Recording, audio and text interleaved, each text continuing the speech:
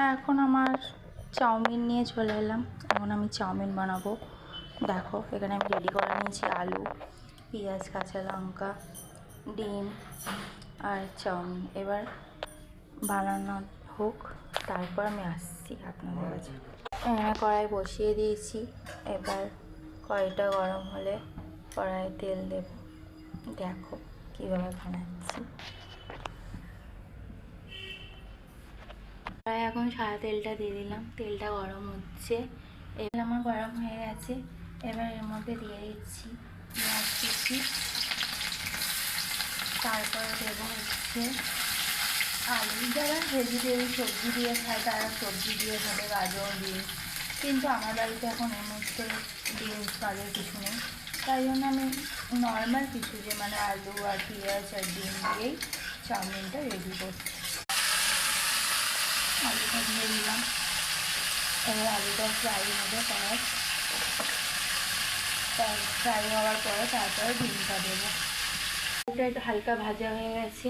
এবারে দিয়ে দিচ্ছি একটু নুন আর দেবো একটু হলুদ। আর যারা সাদা মানে হোয়াইট কালার খেতে চাও তারা হলুদটা ইউজ করবে না।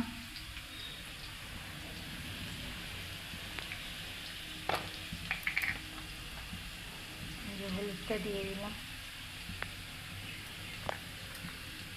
এটা স্বল্প খরচে হোম স্টাইল চাউমিনটা আশা করি সবার বাড়িতেই করে, আর সবাই কিছু না কিছু পদ্ধতি করতেই থাকে। আমি এই পদ্ধতিতে করলাম।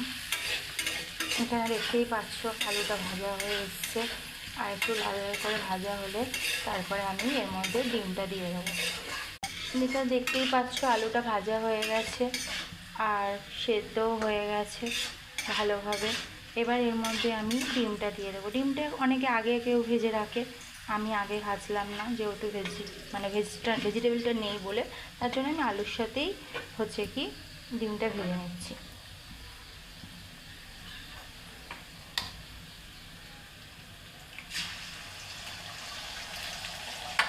আর এদিকে তো আমি হলুদ নুনটা দিয়েই রেখেছি, যার কারণে আর কিছু দিতে লাগবে না ডিমের মধ্যে। এবার আমি এই ডিমটা ভালো করে আলুর সাথে ফ্রাই করে নেবো। করে নেওয়ার পর তারপরে আমি চাউমিনটা দিয়ে দেবো। যেহেতু এখানে আমি কাঁচা লঙ্কা দিয়েছি, আমি আর গোলমরিচটা ব্যবহার করছি না। যারা যারা কাঁচা লঙ্কা না দিয়ে থাকো তারা হচ্ছে কি গোলমরিচটা ব্যবহার করবে। এবার আমি কড়াইতে চাউমিনটা দিয়ে দিচ্ছি। ফাইনালি আমার চাউমিন ডান।